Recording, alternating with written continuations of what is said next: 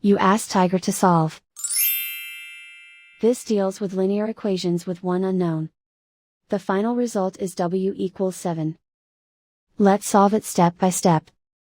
Group all W terms on the left side of the equation. Add W to both sides.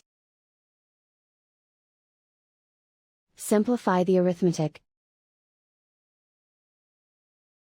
Group like terms. Simplify the arithmetic. Isolate the W. Divide both sides by 4.